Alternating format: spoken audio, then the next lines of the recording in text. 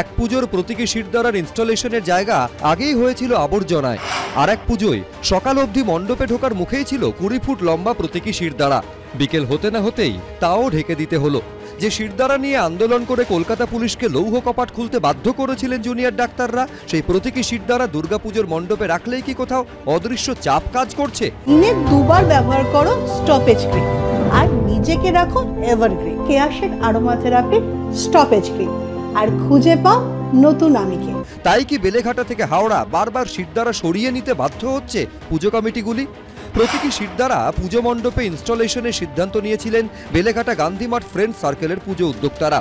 কিন্তু আশ্চর্যের বিষয় হলো, মাত্র 4 দিনের মধ্যেই এই ক্লাবের পুজো মণ্ডপ থেকে সেই প্রতীকী শিরদাঁড়া স্থান পায় আবর্জনার জায়গায়। অথচ দিব্যি রয়ে গিয়েছে তৃণমূল সাংসদ সুদীপ বন্দ্যোপাধ্যায় ও তৃণমূল বিধায়ক পরেশ পাল ও তৃণমূলের প্রাক্তন রাজ্য সাধারণ সম্পাদক কুণাল ঘোষের কাটআউট।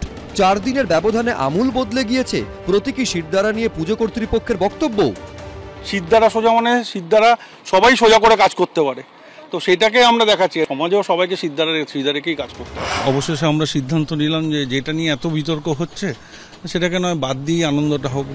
কার্যত একই ঘটনা ঘটল হাওড়ার সাঁতরাগাছিতে কল্পতরু স্পোর্টিং ক্লাবের পুজো মণ্ডপেও। সকালে গিয়ে দেখা যায় মণ্ডপে ঢোকার মুখেই তৈরি করা হয়েছে 20 ফুট লম্বা প্রতীকী শিরদাঁড়া। মণ্ডপের গায়ে লেখা, মা আমি ডাক্তার হতে পারলাম না। আমাদের একটা ছোট বোনের এরকম নৃশংস মৃত্যুটা আমরা মেনে নিতে পারিনি, তারই প্রতিবাদ খানিকটা বলতে পারেন। এন্ট্রেন্সেই আমাদের একটা 20 ফুটের শিরদাঁড়া থাকছে, যে প্রতিটা মানুষ ঢোকার আগে যেন তাদের শিরদাঁড়াটা একবার চেক করে নেয় যে তারাও ঠিক আছে কিনা। কিন্তু ক্লাব কর্তৃপক্ষের দাবি, থিম জানাজানি হতেই তাদের দেখা করতে বলে জগাছা থানা। বিকেলে মণ্ডপ ঘুরে দেখে যান স্পেশাল ব্রাঞ্চের পুলিশ কর্মীরাও। এরপরই প্রতীকী শিরদাঁড়াটি ঢেকে দেয় ক্লাব কর্তৃপক্ষ। সাঁতরাগাছির কল্পতরু স্পোর্টিং ক্লাবের দুর্গোৎসবের যে মণ্ডপ তৈরি হয়েছে, সেই মণ্ডপের একেবারে সামনেই স্থান পেয়েছিল শিরদাঁড়া। ক্লাব কর্তৃপক্ষ তারা শিরদাঁড়াকে একেবারে মণ্ডপের সামনে রেখেছিলেন। কিন্তু গোটা বিষয়টি জানাজানি হওয়ার পর স্থানীয় জগাছা থানার পুলিশ ক্লাব কর্তৃপক্ষকে দেখা করতে বলে, এবং তড়িঘড়ি যে চিত্র দেখা যাচ্ছে যে সেই শিরদাঁড়াকে কিন্তু প্লাস্টিক দিয়ে ঢেকে দেওয়া হয়েছে। মণ্ডপে প্রতীকী শিরদাঁড়া দেখলে কি ভয় পাচ্ছে কেউ? তাই কি চাপ দেওয়া হচ্ছে? কারণ এই সরকারের শিরদাঁড়ার অ্যালার্জি আছে।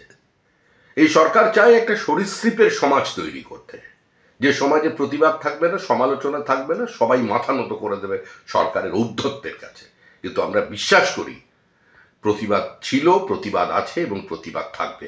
মানুষই ঘুরে দাঁড়াবে তার শিরদাঁড়া নিয়ে। লালবাজারের শিরদাঁড়ার কোনো সম্পর্ক নেই, জুনিয়র ডাক্তারদের স্মারকলিপির শিরদাঁড়ার কোনো সম্পর্ক নেই। প্রাইভেট নার্সিংহোম, প্রাইভেট হসপিটালের সামনে শিরদাঁড়া রেখে কেউ বলতেই পারেন যে জুনিয়র ডাক্তারদের একাংশ এখানে তো শিরদাঁড়া বন্ধ রেখেছেন। ওনারা কেন ওনাদের শিরদাঁড়া যে ওনাদের থিম, তার সঙ্গে আরজি করার কোনো সম্পর্ক ছিল না।